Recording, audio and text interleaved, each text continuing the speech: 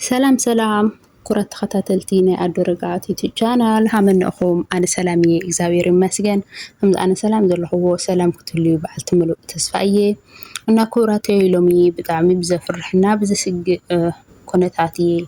مسيئكم للهو السخم دمو ያው لزافيديو زي ألكت سمع تسفاي جبر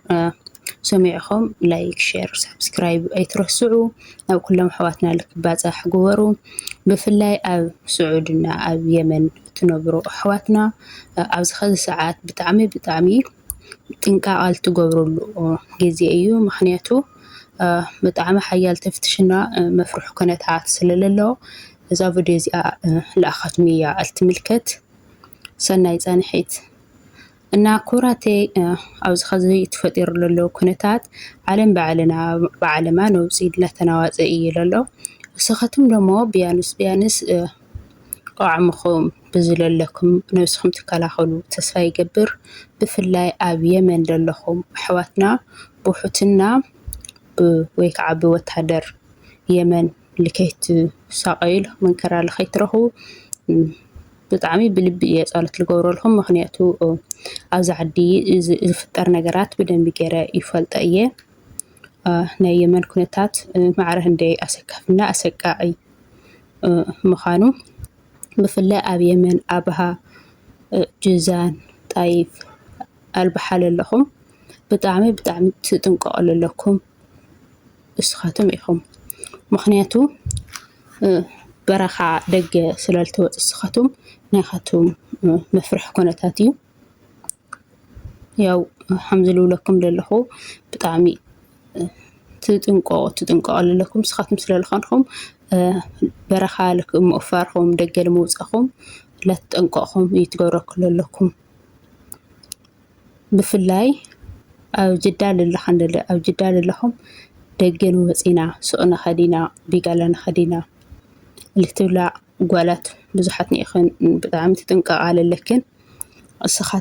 እስኻትን ኢኸን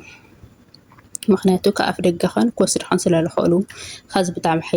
ሓያል ተፍትሽ ስለለሎ ማለት እዩ ያው ኣብዚ ኸዚ ትልዕሉ ዘሎ ኩናት ብጣዕሚ መስግን እዩ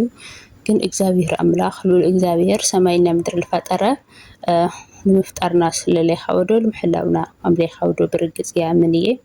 እግዚአብሔር ይሓልወና ምስ ኣምላኽ ግን በዓልና ጥንቃቐ ክንገብር ሓምለለና ይላቦ ኩናት ማለት ትፈልጥኹም ማዕረ ህንደይ ጥፍኣትና ዕንወት ሃምለኾነ ማዕረ ህንደይ ህዝብና ንብረት ከም ዝጠፍአ ብርግፅ ትፈልጥኹም ቅድሚ ሓዚ ኣብ ዓድና ብዝነበረ ኩነታት ብጣዕሚ እዩ መስጊኢ ነይሩ እዚ ኣብ ዓድና ዝሓለፈ ነገር ኣብ ልዕሊ ማንም ህዝቢ ክፍረዶ ኣይግባእ ምክንያቱ እዚ ኩሉ ፍጡር ስለዝኾነ ንሕና ብሕልናና ጸሎት ክንገብረሎም እዩ ዝግበአና ንሕና ቀይሕቲ ጸለምቲ ከይበልና በቃ ብልብና እግዚአብሔርና ኣሚንና ክንጓዓዝ ኣለና እየ ተስፋ ልገብር ካብኡ ለለ ኣብ سعود الله لحن دكان استيو برياد يخون بجزان يخون بطايف يخون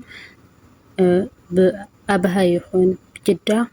سرحخن أستمخن حزة زيئة ولكن لدل أنا هم دستانا نخونينا أيتولا هذا هم غادم يخوني سرح شلل لبهالو لجزي يخوني أطبيخن سرحخن كتسرحا يمخركن በቃ በእናስ እዩ ብርካሽ እዩ ዶመዝና ጎደል እዩ ኣይትበላ ምክንያቱ ንሕና ለምፅና ዕላማና ስራሕ እዩ ሽግርታ ምዃኑ ንፈልጦ ኢና መንከራታ ምዃኑ ንፈልጦ ኢና ስኻትን ጠንኪርኸን ዕላማኸን ተሳኽዓ ስደትኸን ተሕፀራ ለለክን ብስራሕ እዩ معره هندي جنزة خان كتطفى أي بالخني مخنياتو أو زخ الساعات حاولا معره هندي هم لنا شرفة بهمي هم لله تفلت أخن سخات أنت تنقع سرحان تسرحة سريحن تغيرا بيتسب خن تخونا سلل مصخن كل ነገር ይትረፈና ኢልኽን ዕላማኽን ተሳኽዓ ጥራሕ እዩ ለለክን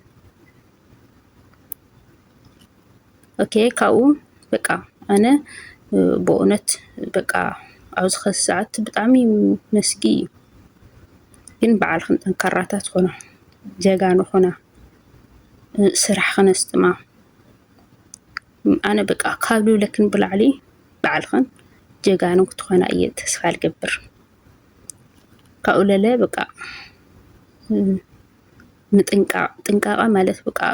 ብፍላይ ኣብ ስዑድን ከባቢ እንደለና ንሕና ብለይ ፓስፖርት ስለልነብር ለለና በዓልና ጀጋኑ ንኾን ኣምለለና እየ ተስፋ ልገብር